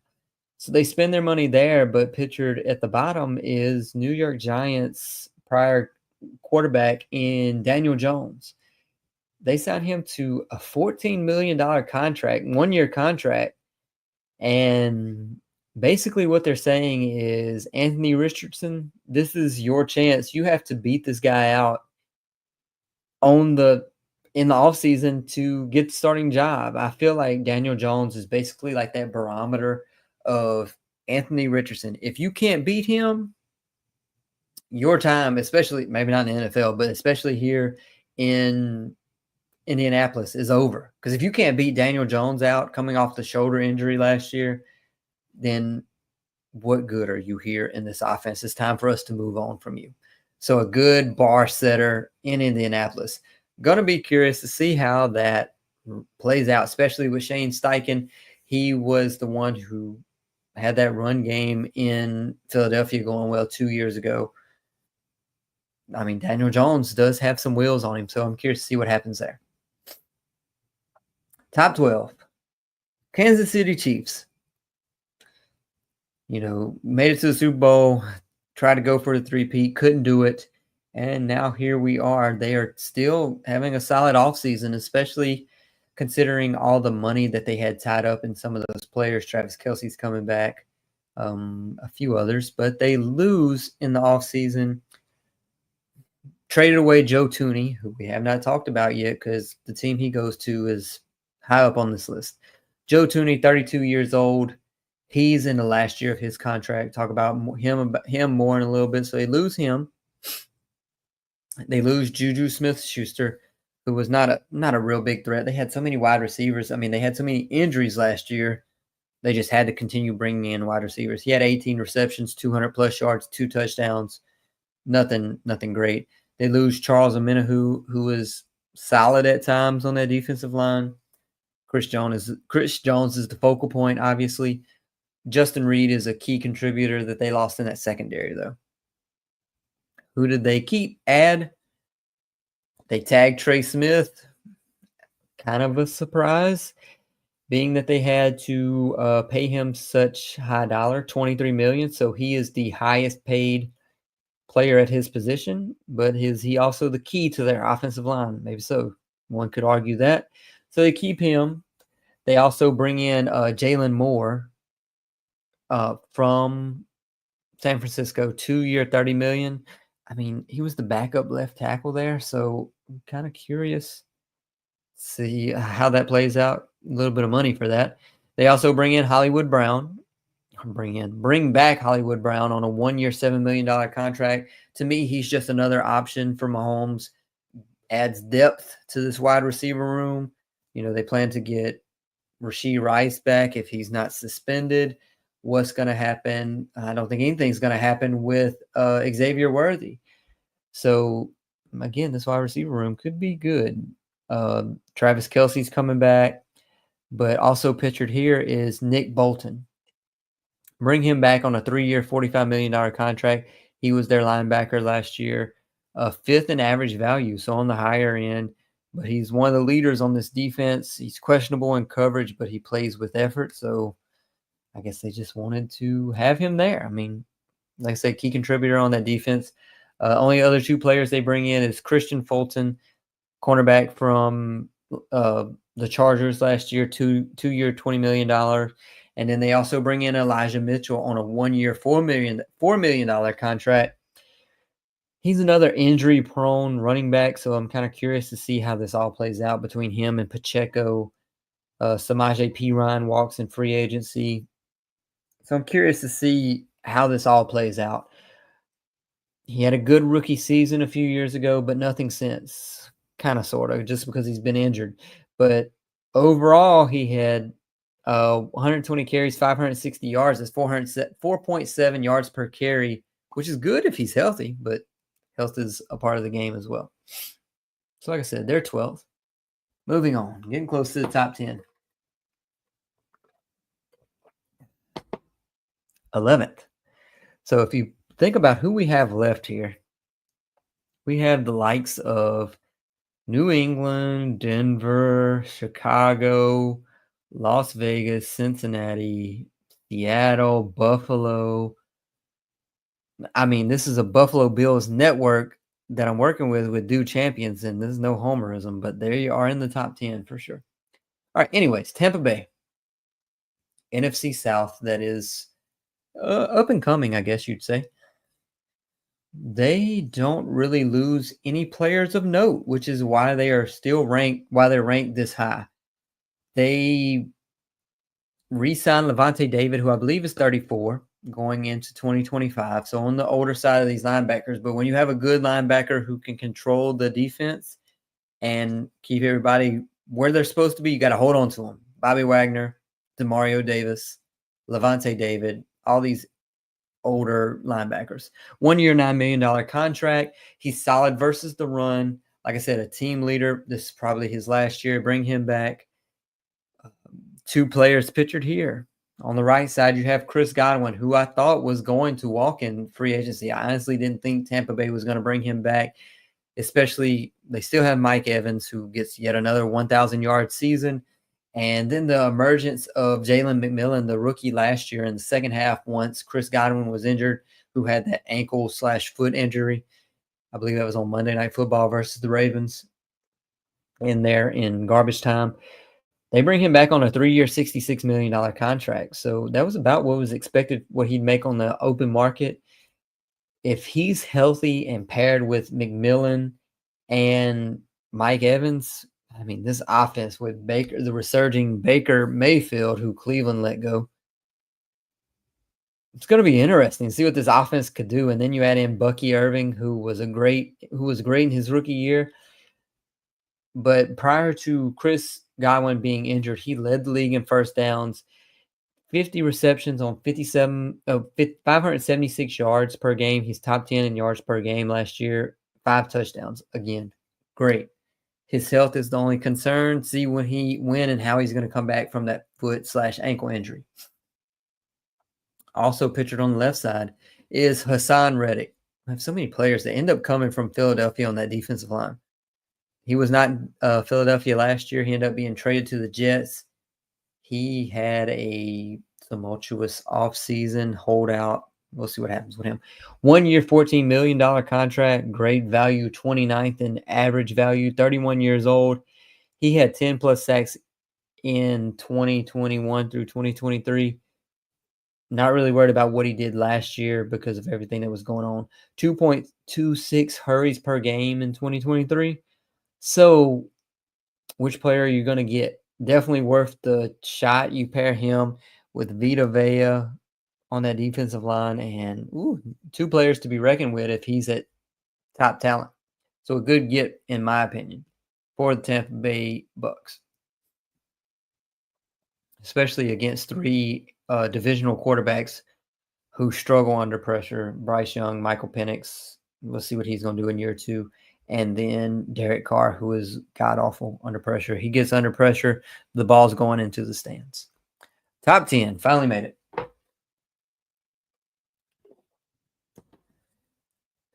If you agree, disagree, please let me know. But number 10, Los Angeles Rams. They were having a quite dramatic start to the offseason with the Matthew Stafford saga. They only lose DeMarcus Robinson out of all this. They end up extending Matthew Stafford. We don't have the numbers on that contract yet, but they do end up keeping him, which is key because I don't believe they're far away from their Super Bowl window. They still have this young defensive line that is well ahead of schedule. They have a great receiver in Puka Nacua. They're going to be losing Cooper Kupp, but they still make up for losing Cooper Kupp for sure, because Cooper Kupp's definitely on the decline with his age and being injury prone. And with the Los Angeles Rams, like I said, Matthew Stafford, they re-signed Alaric Jackson, their young offensive lineman, 3-year, $56 million, up-and-coming lineman for sure. They trade away Jonah Jackson. We'll talk about him more in a moment. But there are two other key additions. Poona Ford, if you don't know who he is, he just did not see the field much. I don't know why he wasn't playing much, but he signed him to a 3-year, $28 million contract. He is a run stopper, especially add him into that front four that they already have with Byron Young, Jared Verse, Braden Fisk, Kobe Turner. Man, this front four is going to be ridiculous. 29th in average value. He had a solid to above average season in 2024. 3 sacks, 39 tackles, 19 quarterback pressures. Just adds to that front four for sure. But the main one that they added is Devontae Adams. And I had top three signings: Khalil Mack, Josh Sweat, and Devontae Adams. 2-year, $44 million. I mean, you go from Cooper Kupp to that wide receiver one. Not saying he's better than Puka Nacua. He could be, but he is going to take so much pressure off of Puka Nacua in this offense. He gives them another player that they haven't had over the last few seasons as a wide receiver one, that big go-to possession receiver. Can also run after the catch. He is 32 years old. 18th in average value with this 2-year, $44 million contract. Totally fine with that money. Because last year he played for Las Vegas, goes to New York. And even with those Las Vegas horrible quarterbacks, he had 85 reception, over 1,000 yards, and 8 touchdowns in 14 games, not even 17-game season, which is a down year for him compared to the rest of his years. But he only played 14 games and had a horrible quarterback for some of those games. He was 15th in yards and receiving yards. You put him with Matthew Stafford and then take pressure off of Puka Nacua, pick your poison on this offense, add in the fact they have Kyron Williams. Going to be interesting. They were only a touchdown away when they were in the red zone in the snow versus the eventual Super Bowl champion Philadelphia Eagles. Curious to see what happens. Number 9, Seattle. A lot probably do not agree with this. And I can see your argument, but they have made moves. I feel like they have done things that others would not. They traded away DK Metcalf, which we spoke on earlier. You look at that. My argument for trading him away is he is not a wide receiver one, and he is not worth 4 years, $132 million. He is not taking that next step to be a top 5, top 10 wide receiver in the NFL. So go ahead and part with him while his value is still what it is. You got a second rounder in return. Sure, work with it. Their obvious area of need is offensive line. They cut Tyler Lockett, whose time has come to an end. He's been there for 10 years-ish. In Seattle, he was like number 2 in reception, receiving yards, and touchdowns in franchise history. They saved $17 million by cutting him. He just had 49 receptions, 600 yards, 2 touchdowns. They do have Jackson Smith and Jigba, who has stepped up into that wide receiver one role. So that's another reason they could part with DK Metcalf. They also cut Draymond Jones, which is a little more surprising. They saved $12 million. He had 4 sacks and 38 quarterback pressures last year. But who they added, if you didn't know, Sam Darnold is the focal point here. It's going to be curious to see how this plays out with him because of the offensive line issues. Geno Smith mitigated a lot of the issues that they had with that offensive line. Yeah, he had turnovers, but he worked so well under pressure compared to what other quarterbacks do. It made you not realize how bad the offensive line was. That's the only negative that I have with what Seattle is doing. They're accumulating draft picks, but the thing is, what are they going to do with those draft picks? I'm assuming they're going to be doing something with this offensive line because it definitely needs to improve. But anyways, they bring in Sam Darnold. It's a quote-unquote 3-year, $100 million contract, but it's truly 2 years with much less guaranteed money. So I'm fine with that. You get 2 years of Sam Darnold. Can he replicate what he did last year? As we know, he kind of crumbled in the playoffs due to that pressure starting to get to him in the backfield. We'll see what happens. That's 19th in average value. So I'll take it. He could be easily a top 15 quarterback in the NFL. So we will see what happens. They also add Marcus Valdez-Scantling, who I said I wish the Saints would have re-added. He can take the top off. So you got Jackson Smith and Jigba, who is a more underneath middle of the field, can take off with it once he catches it. But then they have Marcus Valdez-Scantling on the outside. They also added today DeMarcus Lawrence, not even pictured here. I still believe he still has something left. They may have overpaid for him, but we'll see. They do re-sign 2 key players, in my opinion, and Jaron Reed to a 3-year, $22 million contract, 45 tackles, 4.5 sacks, 40 quarterback pressures, so solid stats for sure. Ernest Jones, 3 years, $29 million, who, I wonder at times, do the Rams regret letting him go? They were trying to get ahead of the curve, I believe, and not wanting to pay him, and thought that they could do better with the ones that they had in-house. Didn't really play out that way. So anyways, he goes to Tennessee. He goes from Tennessee to Seattle. So 3 different teams last year overall. 3-year, $29 million. He goes to Seattle, where Mike McDonald, if you look back as his time as a defensive coordinator in Baltimore, he loves, if he finds a linebacker that he likes, I believe that's why he got rid of Jerome Baker, brought Jerome Baker in. He gets traded for Ernest Jones to Tennessee. Didn't fit the Mike McDonald ideal linebacker. I believe he's found his linebacker in Ernest Jones. It started off rough, but that last quarter of the season was great for Ernest Jones.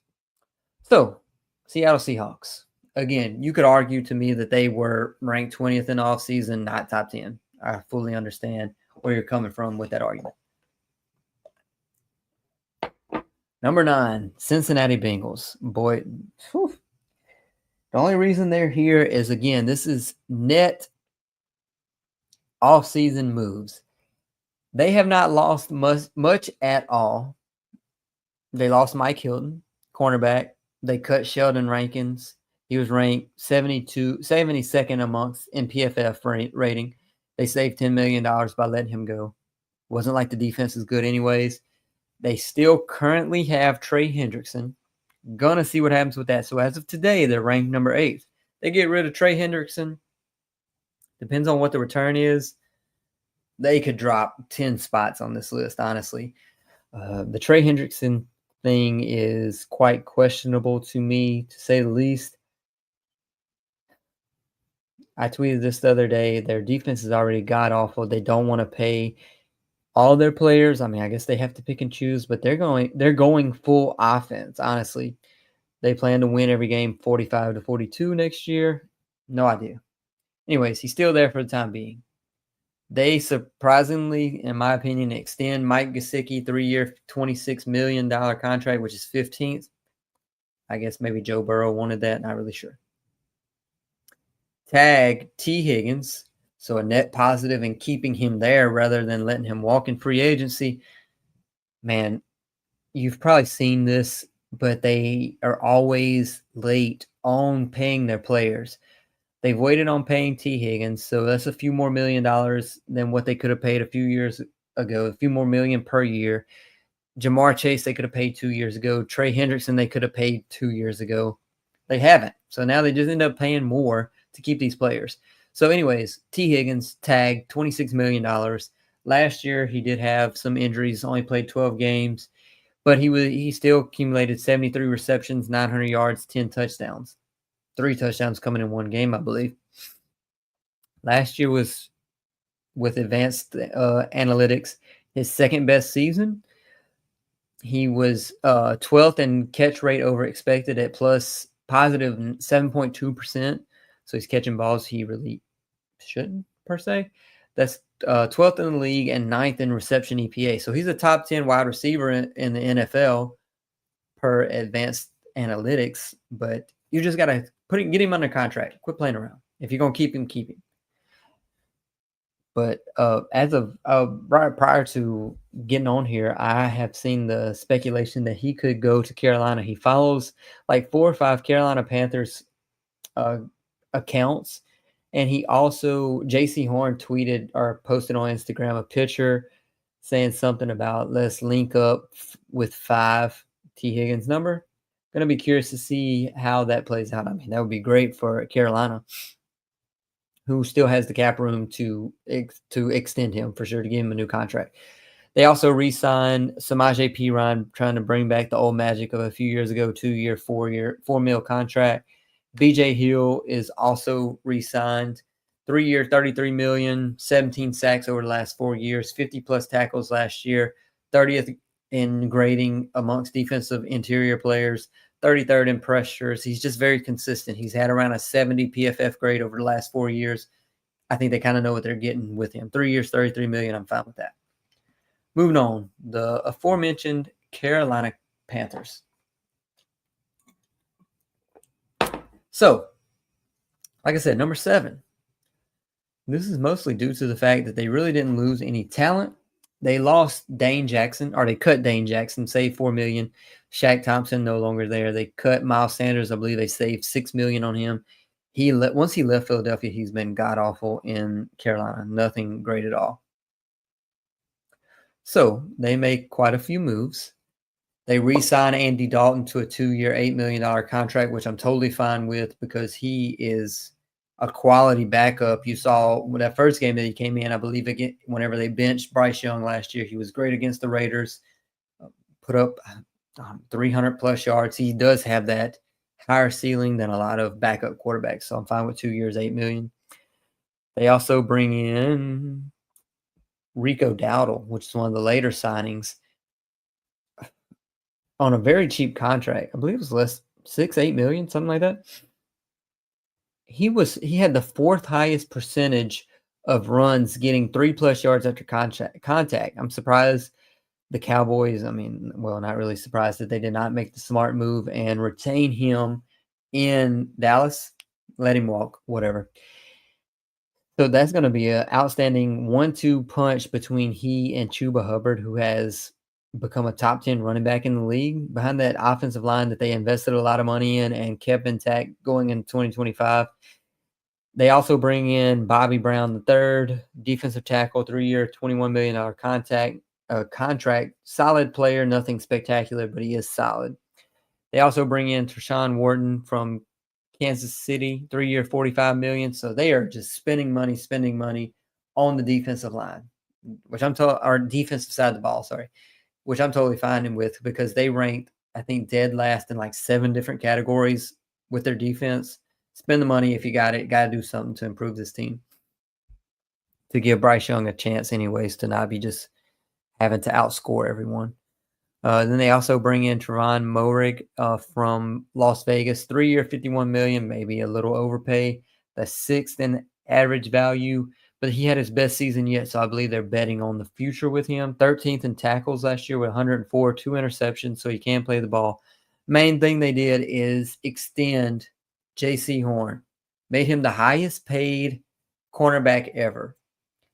He had ups and downs. Is he currently worth the highest paid cornerback in the NFL? Absolutely not. I think their argument to give him a 4-year, $100 million contract is you have all this cap space. You kind of have to do something with it. So you might as well keep your best player. If you're not able to do anything else, keep your best player, keep him happy, hope for the future that he does get better. So not really sure, but that's the best argument I could make. So they have added a lot, and that's why they are ranked number 7 in offseason moves so far. I guess you could argue against them, but to me, number 7. All right, up to the top 6 now in offseason moves. Las Vegas Raiders.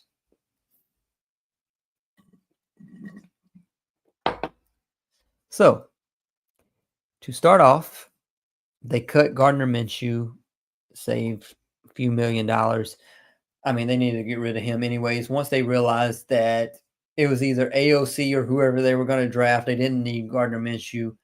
clogging up the quarterback room. He was not going to be playing any in 2025, in my opinion. So they do that. That's the only person they really lose. Trevon Merrick, maybe, that went to Carolina.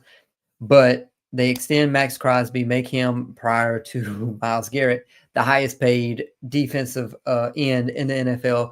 They give him a 3-year, $106 million contract.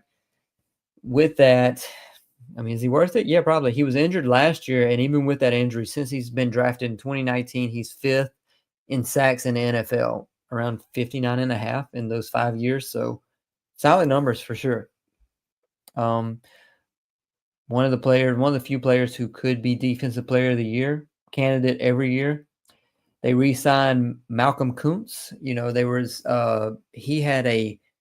he didn't play in 2024. Let's start with that because he had the knee injury. They get him on a 1-year, $12 million contract, which is 34th in average value. But you look at the upside with him, the possibility of what he can be, especially with this defense paired opposite of Max Crosby and Christian Wilkins, who's on that interior line. The possible positives for him outweigh the negatives for him for sure. Because you look at the end of his 2023 year, over those last 4 weeks, he had 6 sacks, 19 pressures in the last 4 games. So if he can continue where he was at the last quarter of the season, I mean, a great signing for $12 million. They add Jeremy Chin to the back end to basically replace Trevon Merrick, 2-year, $16 million, 10th in tackles. They also lose Nate Hobbs, but I mean, it's not really a big loss in my opinion. He was 10th in tackles among DBs with 107. He basically had a resurgent year under Dan Quinn last year. So a good addition. The main one to me, besides Max Crosby, Geno Smith. Surprising move, I guess, per se, with the Las Vegas Raiders. Reports say that he was wanting around $40 million in Seattle. I think Seattle was closer to 35 per year. They still say that they're going to extend him. He's going to get that extension in Las Vegas. I think they're waiting maybe for the new league year, which was yesterday, March 12th. Curious to see what his contract ends up being. But I mean, it's a good move. It's definitely a net positive for sure. Whenever they had Aiden O'Connell last year, the statistics may show that they are near similar if you're just looking at box scores, but that's not the case. If you watch film and look at what Geno Smith does to alleviate pressure in Seattle, he is probably a top 10 quarterback. Even though he's older, he's definitely had a resurgence over the last few years. They just traded a 3rd-round contract for him. And for it to be a not great quarterback draft, there's not really anyone else out there in free agency this year. They didn't want to pay Sam Darnold, so they go get their quarterback. He reunites with Pete Carroll. And, I mean, the stock for Jacoby Myers and Brock Bowers just goes through the roof, honestly, in my opinion. So curious to see what the contract ends up being. I mean, this AFC West, the Chargers better do a lot because you have the Chiefs who are going to be good no matter what. The Broncos, who have definitely taken a leap. They haven't even been mentioned, so they're top 5 in my opinions.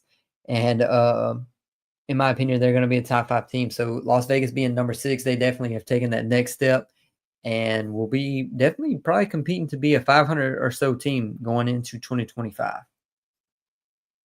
Entering the top 5, Denver Broncos. So the Denver Broncos have made a ton of additions. They haven't really lost anyone. Bo Nix came in and was a pleasant surprise, even though he doesn't have a high average, high ADOT. Average depth of target is relatively low, but Sean Payton knows what to do with his quarterbacks. And with that said, they re-signed. Let me just put all the additions on here. Re-signed DJ Jones.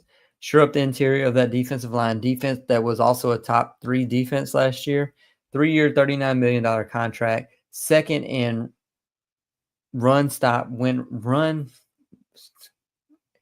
second in it. Can't even say the words right now. He was 58th overall in PFF, which is low in my regard, but he was had 33 solo tackles, which is 15th. that was a solid re-signing, and that was probably the worst of their moves. The great ones that they made is after Evan Ingram was cut in Jacksonville, they went out and got him on a 2-year, $18 million contract. The reason that's so great is Sean Payton loves his tight ends, as we know. Remember what he did in New Orleans when he was there. Bo Nix needs more weapons in this offense. They get him at 2 years, $18 million. The upside is there for sure, but you compare that 2-year, $18 million to Juwan Johnson getting 3 at 31. So that's a $10.3 million per year with Juwan Johnson, $9 million per year with Evan Ingram. They're in different ballparks as far as their talent level. So they get him. They also add Talanoa Hufanga, sorry, who had a great year in 2023, was injured at times, definitely could be a bounce back, especially in this defense that has been great the last season for sure. But he gets a 3-year, $45 million contract. He's 10th in average value, definitely could be a top 10 safety for the NFL in 2025. Dre Greenlaw, 3 years, $35 million. Injured. You remember him getting injured 2 years ago in the Super Bowl, tears his Achilles going into the second half of that game. 9th in average value. When he's healthy, he could easily be a top 10 linebacker in the NFL.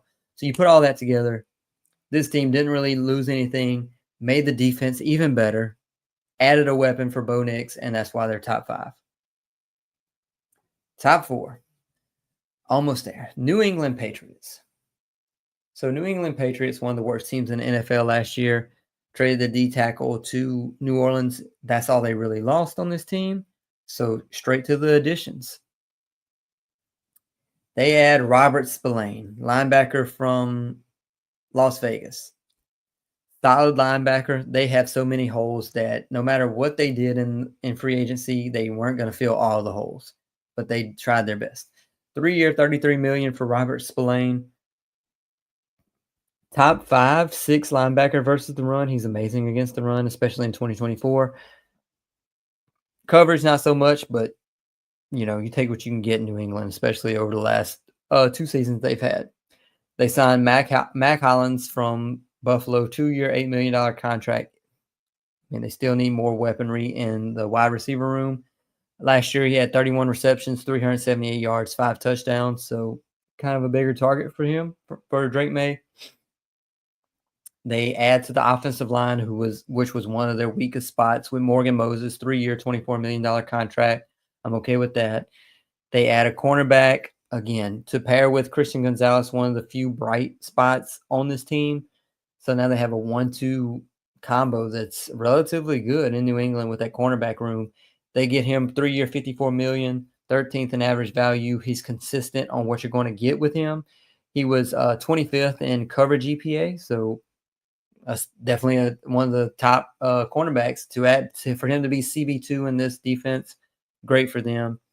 They signed Harold Landry, who Tennessee cut. So they end up getting Harold Landry, who played under Mike Vrabel whenever Mike Vrabel was in Tennessee. 3-year, $44 million contract. He gets pressures. He gets sacks. Does he clean up more than getting actual pressure? He played with Jeffrey Simmons in Tennessee, so we'll see what happens there. But he's had 32 sacks over the last 3 seasons, 9+ each year, and 52 sacks in 6 years. So the talent is there. And you're pairing him with someone else who is to be determined to see how good he really is. I'm curious to see if it was Philadelphia that potentiated him, or did he help potentiate Philadelphia's front 4 and Milton Williams, the most lucrative contract of the offseason, I believe, especially on the defensive side. And 4 years, $104 million, 7th highest defensive line player per PFF grade. So, a good year for sure. Pass rusher, not a run stopper. And again, I'm just curious to see how much was that due to him playing in Philadelphia. Keep it short, keep it sweet. They added a lot of players. They added a lot of talent to this team who did not have a lot of talent. Top 3. Chicago Bears. Whew, almost to number 1. So, The only players they cut, they only lose a few players, two of note, but they've added so much talent that's why they're number 3. They cut Gerald Everett, irrelevant to this offense, saved $6 million. They lose Tevin Jenkins, one of the top offensive linemen in free agency. They lose Keenan Allen, who's on the downturn of his career. He did have 70 receptions, 700 yards, 7 touchdowns last year. So he was a top 40-ish, top 50-ish wide receiver last year. They lose him, but they do have some additions for sure. They add Dayo Odeyingbo. I always have trouble saying that name. 3-year, $48 million contract. You're kind of betting on the upside that he's younger and is going to start to his stock go up as he continues to play. 22nd in average value, just 3 sacks last year. But like I said, he has room to grow. He's had 17 sacks in 4 years. The weird thing about him is he's 83rd in sack percentage. So he's not getting a lot of sacks, but he's 23rd in pressure percentage. So he's getting to the quarterback, but he's not sacking him. I don't know. You be the judge of what you think about that. They pick up what Atlanta drops in Grady Jarrett, sign him to a 3-year, $44 million contract. Still got something left in the tank, I'm sure. 2.5 sacks last year, 32 quarterback pressures. They add Drew Dahlman. When you can get a top 10, top 15 center in the league, you take him. 3-year, $42 million. Second highest center value, so they're kind of maybe overpaying, but is he a top 5 center? Potentially.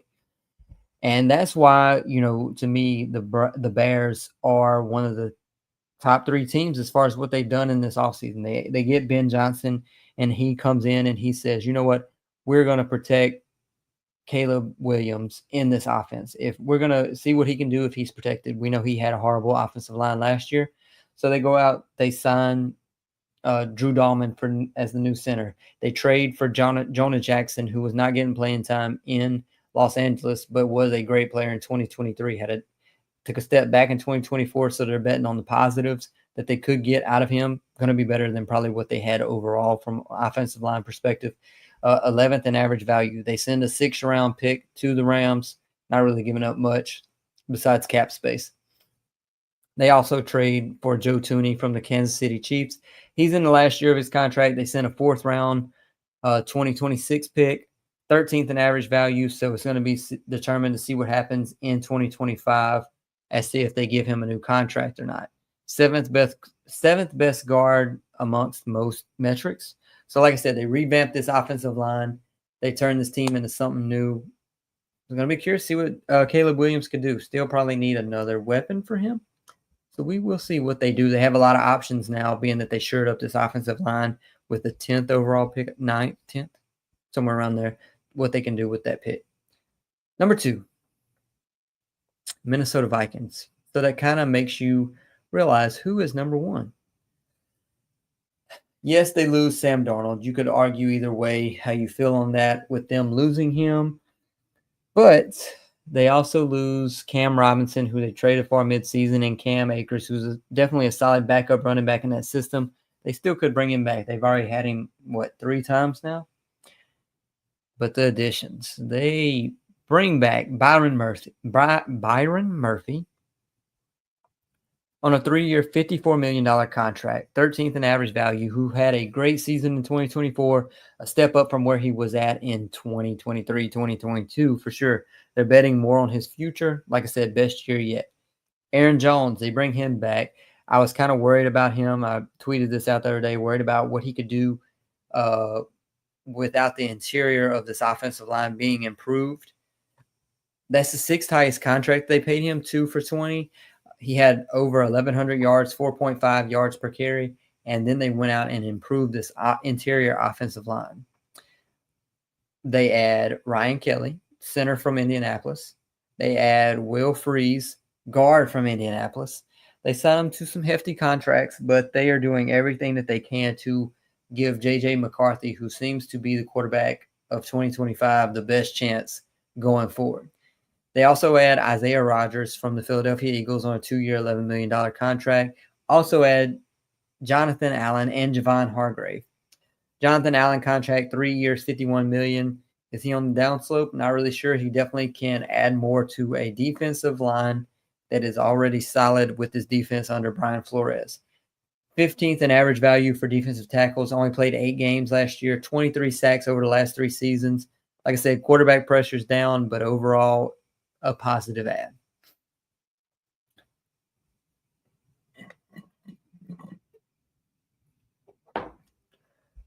So, with that said, I promise I'm not being a homer, but Buffalo is taking the number 1 spot for their offseason. If you don't know, they have made so many moves in the offseason, lost not really that much, and have just went above and beyond with what they could do to this team with the situation that they were in and basically, to me, they have no excuse to not win the Super Bowl, especially with the draft still to come. They have added so much to this team. It's really mind-blowing. I did not think that they would be able to make this many moves in the offseason, and day after day, it was constant additions. Only players they've lost of note, Amari Cooper, who didn't really perform compared to what he's done in the last few years, and Von Miller. They cut Von Miller. That it was already kind of expected that they may get out of that contract. They saved $8 million by cutting him. They replace him. Get to that. Picture is full. Graphic is full of all these players that have either been restructured, extended, added to this team. So I'm just going to bounce all around here. They extend Greg Rousseau, defensive end, 4-year, $80 million contract, easily a top 15 edge player in 2024. And to get him at $20 million a year, beyond amazing. They are taking what seems to be that Philadelphia Eagles mindset and trying to get ahead of the curve and being correct on a lot of them, where they extend their players prior to their peak. They catch them before they're really, really great, but while they're good, and assume that they know what they're doing in their draft process. And going forward, they know that they're going to continue to elevate their play year in, year out. Let's move 1. Move 2, let's just go straight to Josh Allen. I mean, you see his picture front and center. They extend him 6-year, $330 million contract. Seems large. It's 5th in average. The thing is, I'm not really worried about it, because when you look at what percentage of the cap that he's taken up, it's only 19.7% of the cap in the year that he signed the extension compared to everyone else. That is 13th. To get Josh Allen at 13th ranking of the cap percentage shows you what Brandon Beane can do as GM of the Buffalo Bills. They showed Josh Allen. He said that, what's a few extra $1 million? I got everything I need in life. I'm here basically to win. And to get him at that number is beyond amazing. I'm not worried about the guaranteed money. No one gets guaranteed money anymore after the Deshaun Watson fiasco, but Josh Allen is more than deserving of that money. Another extension, Terrell Bernard, 4 years, $50 million. Khalil Shakir, 4 years, $53 million, 24th in average value. He is easily the 24th best wide receiver. He is so important to this offense and what he does, never dropping the ball, always being the sure-handed player in the middle of the field for the Buffalo Bills. The offense could not go on without him. Again, Terrell Bernard, Khalil Shakir, Greg Rousseau, Josh Allen, all 4 of those extended before they necessarily needed to be. So they're trying to get ahead of that curve. Like I said, those alone probably could have made them the top offseason team thus far, just with the extensions. They then re-signed Damar Hamlin. Damar Hamlin, bring him back on a 1-year contract. Also bring in Forrest from the Commanders, basically competing for that starting position. They re-signed Ty Johnson, 2-year, $5 million contract. He is, top 5, top 10 at least, receiving running back in the NFL. Again, another great move to get him back on 2-year, $5 million contract. They then add Larry Ogunjobi. Again, not a great year last year, but to get him in on a 1-year, $8 million contract, I love the depth. They bring in Michael Hoyt from Los Angeles, 3-year, $21 million contract. This guy is kind of all around if you watch him play.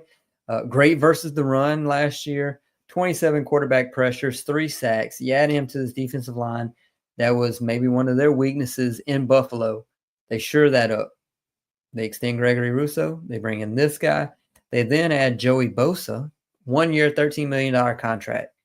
If he is healthy, sky's the limit. You know, they're kind of taking a flyer on him. He only had 9 starts last year. Again, like I said, health is the biggest issue. 5 sacks, 33 pressures. But if you can get him for the playoffs, maybe they just put him in bubble wrap from week 1 till week 13, 14. Just let everybody else do the heavy lifting. Have him ready for that playoff run. This front four is looking much better already from where they were last year. Sprinkle on a little bit of Josh Palmer as a big receiver for Josh Allen. 3-year, $36 million contract. I'm down with it. Give him another big target to go get the ball. And the Buffalo Bills, you add all this up, all these contracts that they brought in somehow miraculously, and they are by far the number 1 offseason team in 2025. We still have the draft left, but someone would have to blow me out of the water with the draft for the Minnesota Vikings, who was number 2, Chicago, that was number 3, to overtake what the Bills have done in this offseason. So, to recap, show you everybody here. Not really sure who stands out the most to you or who's the biggest surprise, but this is where I stand as of today, March 13th, on who had the top off seasons. Still got quite some time until the off season is over, but we do have the draft next month. We're a month and a half away from the draft. But in the meantime, we will continue every Thursday. We will get right back into it next week with our power rankings, where I am breaking down each team. I think I've made it through number 27. And each week I'm doing 1 or 2 teams, discussing basically top to bottom, strengths, weaknesses, pros, cons, additions, subtractions, cap situation on each of those teams, and discussing what they need to do forward and what their best and worst outcomes could be for 2025. But at almost 2 hours for this episode, I am done talking. And until next week, appreciate you stopping by watching the show.